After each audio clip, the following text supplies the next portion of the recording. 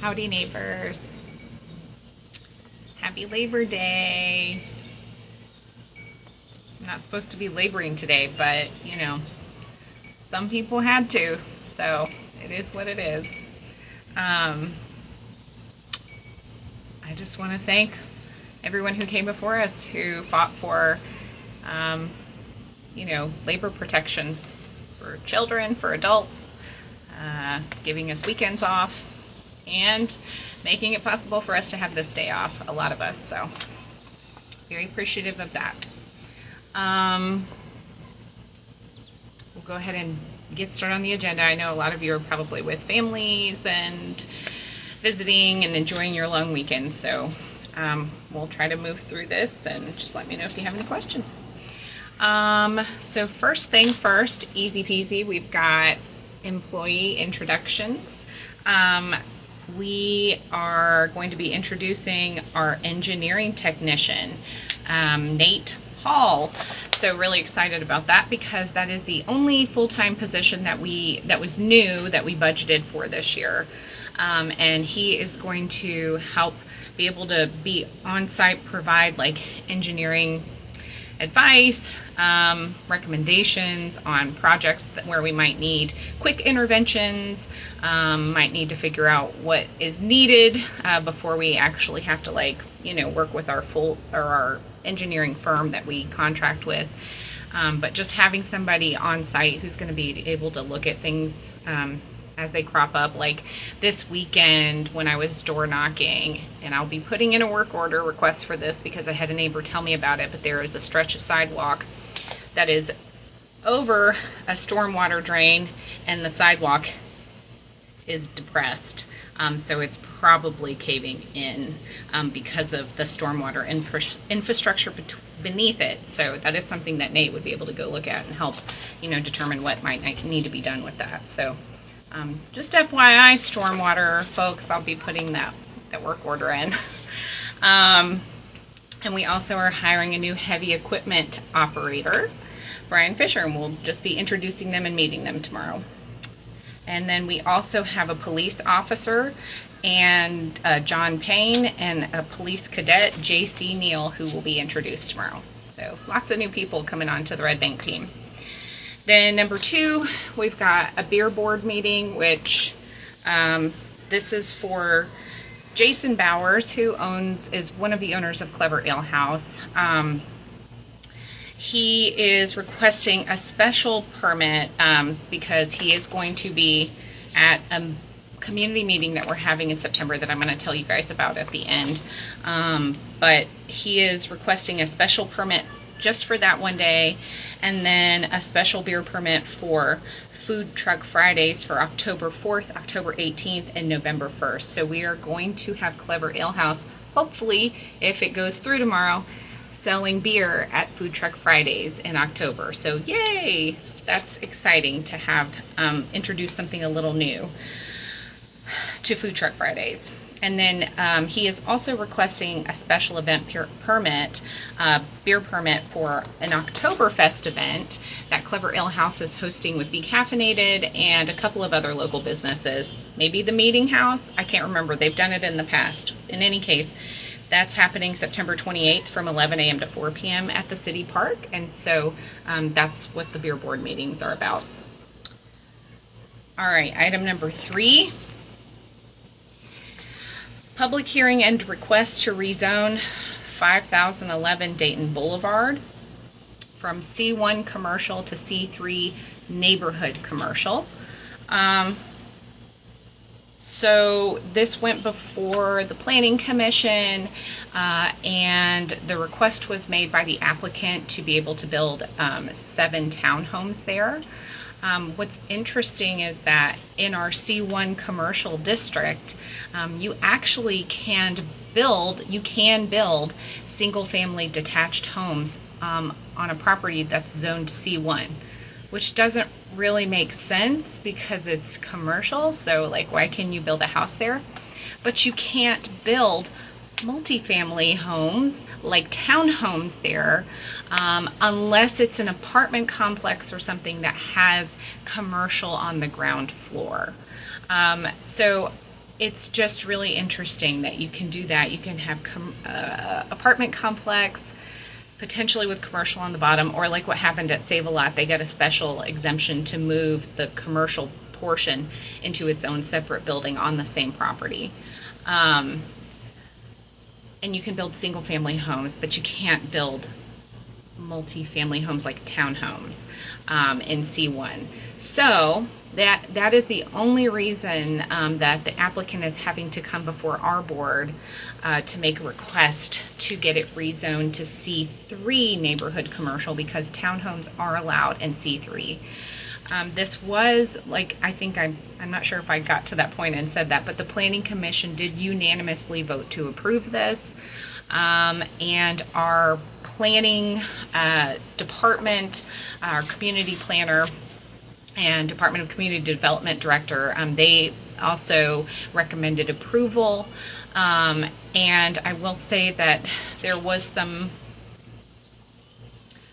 comments online about the property, because right now it exists as kind of like a overflow parking lot, I think, because Calvary Baptist Church used to own it. And it has a defunct fountain there that is not operational. And there is a very large tree that is growing up there and has been there for a few decades. It's called a Dawn Redwood, and it's native to China. It's the only one that we know of that's in Red Bank. And so there were some folks that were upset because if the developer develops the lot with the 7 townhomes, the tree would have to be cut down. So I will say that, I think you all know that I am a big fan of trees and nature and native plants especially. So this is really hard for me to think about this and, read through the comments, and I understand that tree has been here for a really long time. But also knowing that property right now, the property owner could, if they wanted to, without even coming before the Board of Commissioners, could just say, well, we're just going to cut down the tree and we're going to put down 2 single-family homes, and that's that. And we have absolutely no say in that. And instead, what the applicant is offering is 7 homes for potentially 7 people and or families instead of only 1 or 2. They're also offering to build out sidewalk infrastructure in front of the property that's going to be run along Dayton Blvd, and they're going to connect it to the Hartman Hill stretch of sidewalk. That's been there because me and my board worked with Rise Partners when they were developing that and said, hey, if you're going to build this development, and it's already been approved. It was approved before I was elected. But we would like to work with you and see how you can add something of value to our community as a whole that's really going to help us. And so they added that sidewalk infrastructure with the conduits where we can plug in the street lights, and they did that at their own expense. And so that's when I'm thinking about this, thinking that we're going to have potentially 7 additional homes in our community that provide a different kind of housing option for folks who live here or who want to live here. They're going to be adding sidewalk infrastructure not only in front of Dayton Blvd. This is what they've offered. They're also going to run it up Holiday Lane along the side of their property. So there will be a partial sidewalk on Holiday Lane. And they have offered to plant a native white oak tree. And I'd just like to, I had to look this up because I didn't really know what the definition was, but I just wanted to share with you also when I talked about the Dawn Redwood not being a native tree. It's not necessarily that non-natives are just always bad and whatever, but there are certain native plants that are way, way better for your environment, and there are some that are way, way, way better that are called keystone plants or keystone species. And so they are called that because they are essential to the ecosystem. They support 90% of caterpillar species that enable our birds, our native birds, to reproduce, and they also help support our bee population. So when we're thinking about, like, what is this tree adding? Yes, it's very big and beautiful, but what is it doing to support our ecosystem? And it's not. So we...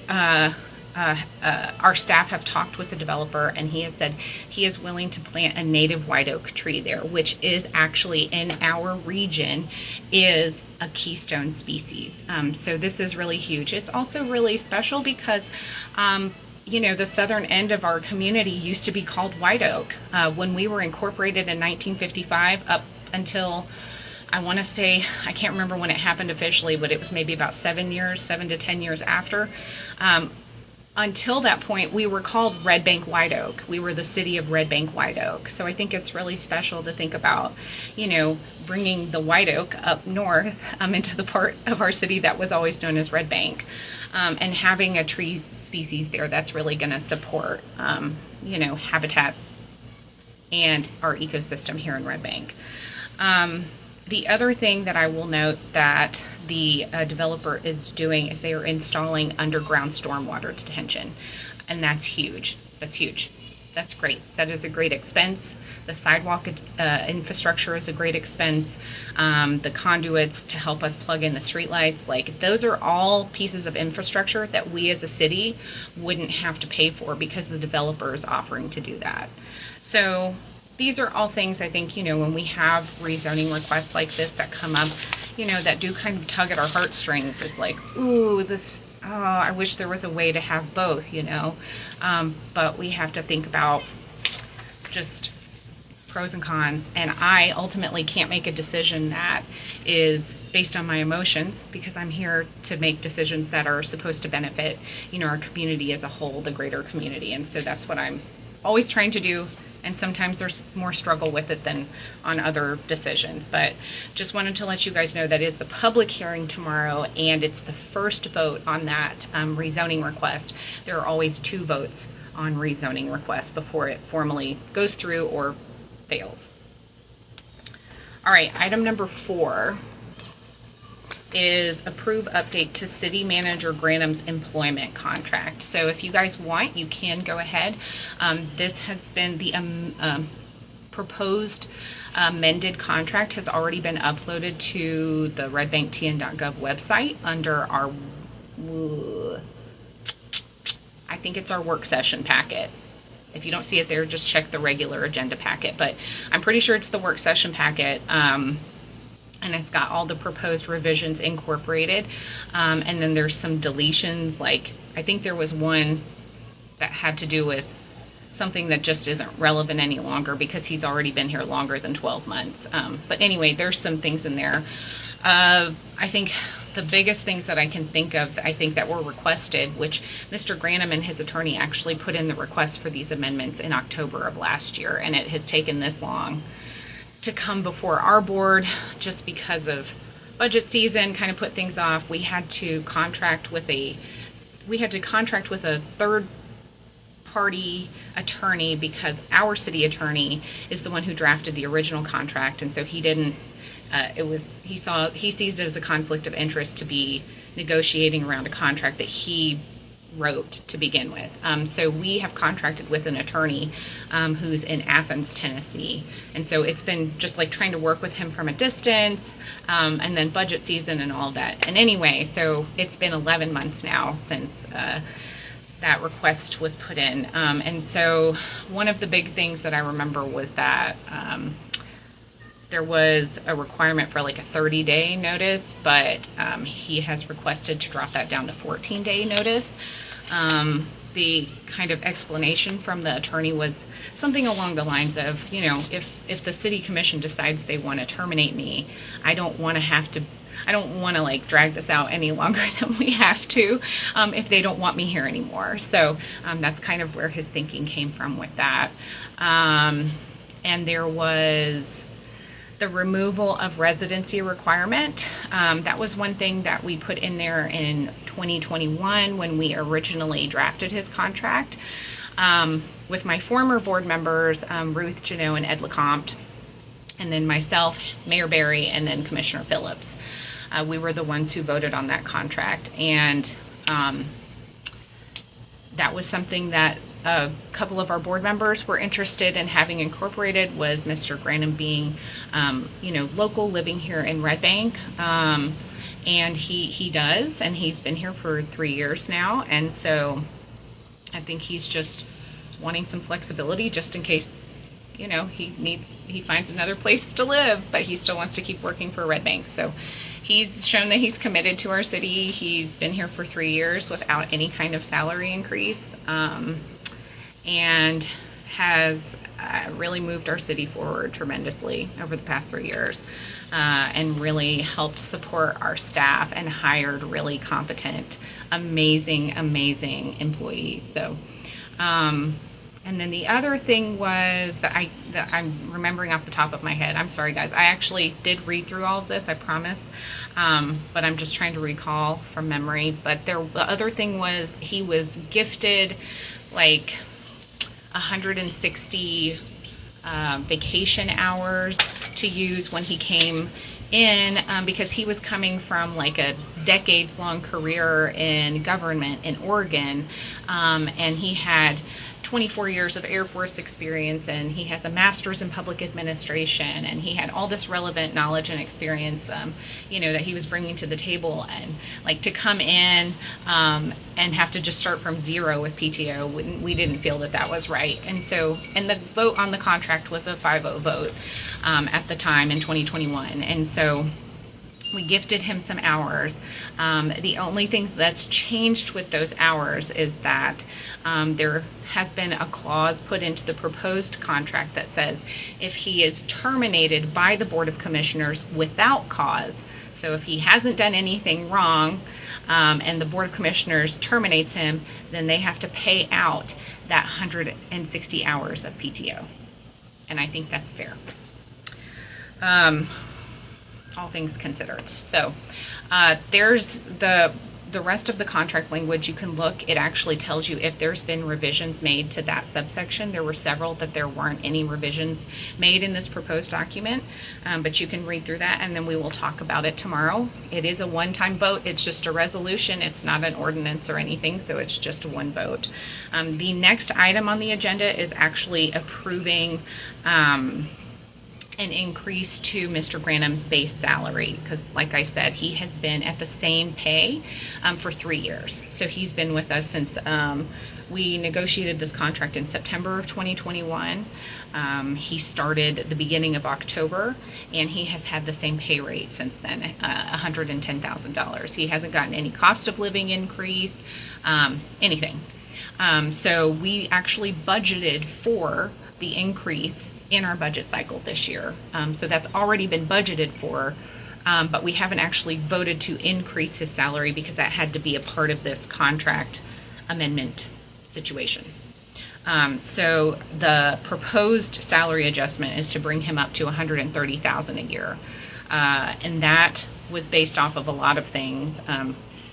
Like I said, because of all that he's done for our city in the 3 years he's been here, because he hasn't received any kind of pay increase, no cost of living increase, anything. He's also the lowest paid city manager in Hamilton County, in a city that provides full services. There is one city manager who is paid only $20,000 less than him, and she's a wonderful, wonderful person and a wonderful city manager, but she only has 7 employees, and they do not have full services in the city that she is the city manager in. So I don't really consider that, comparable. But when we look at the other municipalities, in the county, Martin is well below. He is way below everyone else. So we want to be competitive. We want to show him that we appreciate what he has brought to the table, and we don't want him to leave and go to one of these other cities because they're going to pay him more, and pay him fairly for what he, the experience and wealth of knowledge that he brings to the table. So we'll be talking about that tomorrow. And then the next item on the agenda is a resolution just recognizing Suicide Prevention Awareness Month. That is this month. So we'll be reading that resolution. Then next we have update to bank signature cards, and that is just because I'll get back to you in just a second. We have to add our new CFO, Chris Pickle, to the list of folks who can sign off on things for our bank. She's starting tomorrow. Actually, tomorrow is her official first day as our CFO. So if you happen to be at City Hall or see her, I don't know if she's going to be at our meeting tomorrow night. I think she will be. So just say hi to her and welcome her officially to the team. To tie increases to other employee raises. Okay, so thank you for saying that. I'm not sure, Ace, if this is what you're asking, but you just reminded me of another amendment that's being proposed, and that is that. So we're gonna, talk about increasing Martin's base salary from the 110 to 130, and then from here on out, when there is a cost of living increase, like across the board, he would also be eligible for that moving forward. Up until now, that was not written into the contract, so he hasn't been eligible for that. I don't know if that's what you were asking about. If that wasn't, if you want to type your another question in and let me know, and I will try to answer that better. That kind of sounded like what you were asking, though. I'm not sure. All right, the next two items are approval of applications for grants. So one of them is the Creative Aging Tennessee 3 grant, and that is a grant that would help pay for an art program. It would cover up to $5,000 in costs for an art program for our active older adults program. So it is up to $5,000 and it's non-matching. So we're applying for that. We have to vote to approve for the staff members, in this case Jeffrey, to apply for the grant. And then there's another grant that's a local grant, that's a state grant. This one is it's the Community Cultural Connections grant, and it's through Arts Build, and it's for up to $2,000, and there's also no match there. So we're just trying to find ways that we can help supplement and subsidize some of the classes for to increase our active older adult programming, because we did have a lot of responses to that in our survey when we did the Parks and Rec surveys and community meetings and everything. So Jeffrey is now really trying to go out there and seek out these grants for these programs to help us offer more diverse classes and recreation opportunities for our older adults. And that will eventually expand into other age groups as well. Okay, Ace said yes. Okay, great. Awesome. Thank you for asking that. And then the last item is authorizing the purchase of a new server that's going to be on site for $15,675. And that's going to be utilizing ARPA funds because it falls under our increasing our digital capacity goal. So we allocated ARPA funds for that. So we are going to be using those for the one-time cost of that server, and then there is a monthly fee of $562. We already pay a monthly fee for that. We have a server right now. It's just at the end of its life, and so we are just having to replace that server. I'm not sure what the difference in the monthly fee is. Sorry, guys, but I will ask that question tomorrow, and so we'll all learn about that together. But that's it for the agenda. And before you go, I just wanted to share this with you so you could go ahead and put it on your calendar. This is the meeting I was talking about that Clever Ale House is trying to get a beer permit for. So this is our next meeting around the small area study at the former Red Bank Middle School property. It's actually going to be on site at the property. It's going to be interactive. It's going to be hands-on. We're going to have the big tent like we had out at the Jubilee with chairs and stuff, so people can sit down so we're not baking in the sun.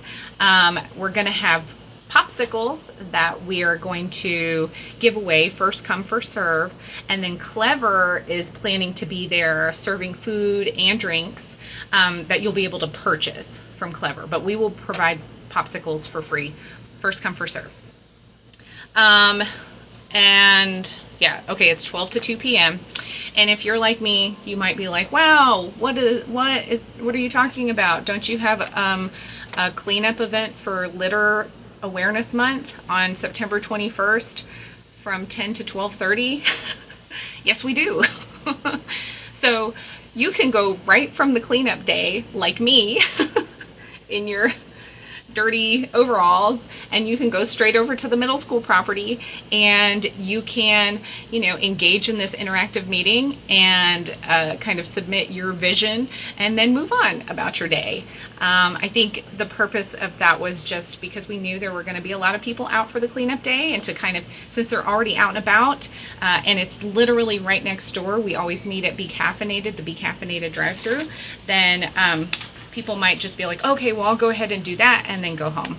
I don't want to tell everybody that you can get there early or stay late, but it's not going to be hard start at 12, hard stop at 2, because we know there's going to be people trickling in and out. Some people might not be able to get there till 1:45, and we'll definitely let them stay and let them finish out, the interactive piece that all of us will be able to do when we're there. So that's, with our consultant, TSW Design. I'm just going to hold this up one more time, and go ahead and mark it on your calendar, and I hope to see you guys there. And that's it. I'm enjoying this nice weather, and I'm going to go enjoy it some more, and I will see you at the meetings tomorrow. Good night.